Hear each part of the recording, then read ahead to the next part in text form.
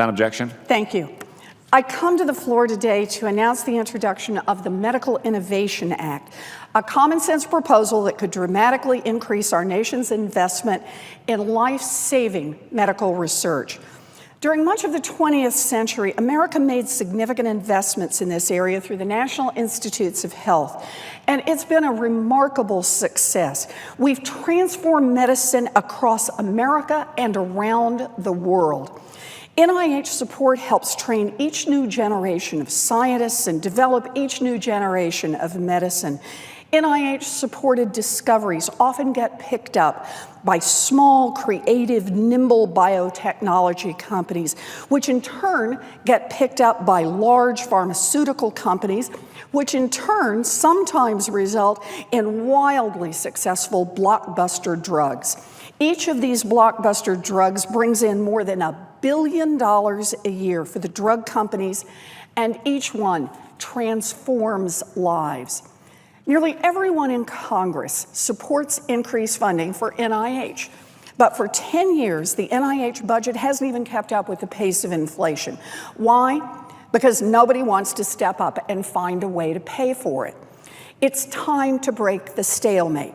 The Medical Innovation Act would increase NIH funding without raising taxes and without stealing support from other critical programs. Instead, support would come from blockbuster drug companies, only those that relied on government-supported research to generate billions in sales, and only those that break the law and enter into major settlement agreements with the government. In such cases, the government settlements would go forward as they normally do, but the offending company would also be required to reinvest a relatively small portion of the profits it has generated as a result of taxpayer-supported research and put that money right back into the NIH. We celebrate the accomplishments of our pharmaceutical industry, especially the industry's billion-dollar blockbuster drugs. These drugs have literally transformed the treatment of high cholesterol, diabetes, HIV, asthma, rheumatoid arthritis, breast cancer, colon cancer, and leukemia. They help Americans live longer, healthier lives. But we also know that blockbuster drugs don't just appear overnight as if by magic. Rarely do they result from a single giant company's individual genius. I agree with Republican Senators Alexander and Burr, who say in a report released just this morning, in many cases, the research leading to the discovery and development of these drugs has been advanced, funded, or enabled in some way by NIH. Drug companies make great contributions, but so do taxpayers. The big drug companies are making billions as a result of these investments. But over the last 10 years, a few of our wealthiest drug companies have been caught making money a second way, by skirting the law. These companies are not getting swept up in minor paperwork mistakes. They are not victims of overly eager regulators. They've been caught defrauding Medicare, defrauding Medicaid, withholding critical safety information about their drugs, marketing their drugs for uses that aren't approved, and giving doctors kickbacks for writing prescriptions for their drugs. Between 2007 and 2012, the world's largest pharmaceutical companies paid over $13 billion in fines and settlements. Despite those numbers, it's clear that for the biggest drug companies, this is simply a cost of doing business. In fact, several of the biggest drug companies have been caught breaking the law, have paid a fine, and then have broken the law again. And why not? Even the biggest pharmaceutical settlement ever, a $3 billion penalty for withholding life-threatening safety data and engaging in illegal marketing practices, accounted for less than 10% of what the company made selling those drugs. In fact, the day the settlement was announced, that company's stock price actually went up. It doesn't have to be this way. The Medical Innovation Act would serve double duty, requiring more accountability from the biggest drug companies while giving medical research the support it deserves. This isn't a tax. It is simply a condition of settling to avoid a trial in a major case of wrongdoing. If a company never breaks the law, it will never pay. If an accused company goes to trial instead of settling out of court, it will never pay.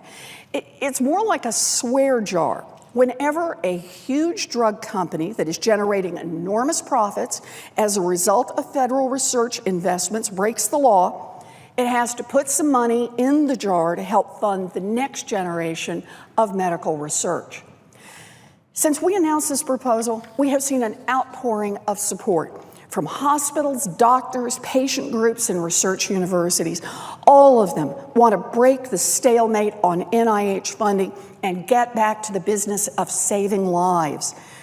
We've also heard some grumbling from the army of lobbyists that works for some of the biggest drug companies, companies that would prefer not to pay a bigger penalty when they break the law. And if they have better ideas for ending this congressional stalemate and getting more money into NIH, I am eager to hear them. But these lobbyists have also claimed that there is, quote, no logical basis for asking these companies to pay up when they break the law. Well, I disagree. If a company that is making literally billions of dollars as a result of taxpayers' NIH investments turns around and engages in allegedly illegal conduct and wants to settle to make the case go away, that seems like a pretty logical basis for asking them to invest a little in the next generation of medical breakthroughs.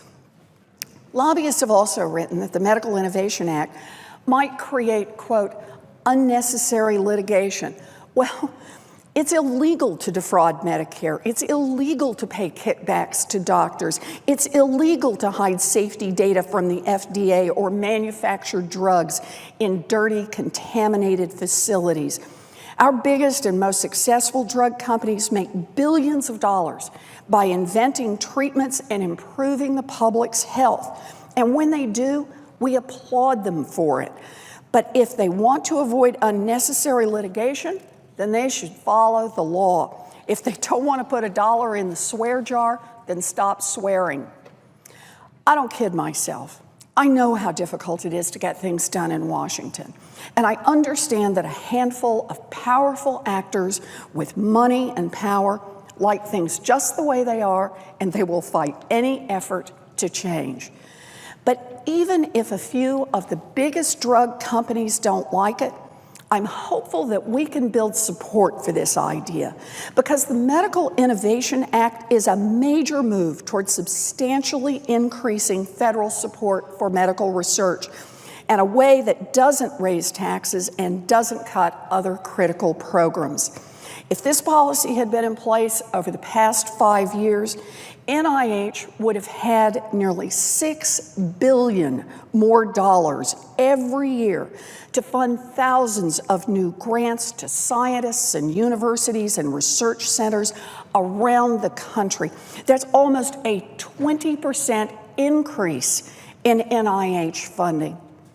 It's been 10 years of stagnant federal investments, followed by sequester cuts, 10 years of rejecting potentially life-changing research proposals at NIH, 10 years of telling young researchers that their innovative ideas have almost no chance of getting off the ground. We are running out of time. Today, we are choking off support for projects that could lead to the next major breakthrough against cancer, heart disease, Ebola, Alzheimer's, diabetes, or other deadly conditions. We're starving projects that could transform the lives of our children on the autism spectrum. We're suffocating breakthrough ideas that would give new hope to those with ALS. That is not who we are. We are not a nation that abandons the sick. And we are not a nation that says, I got mine, the rest of you are on your own. We are a nation of people who work together. We are a nation of people who invest in each other.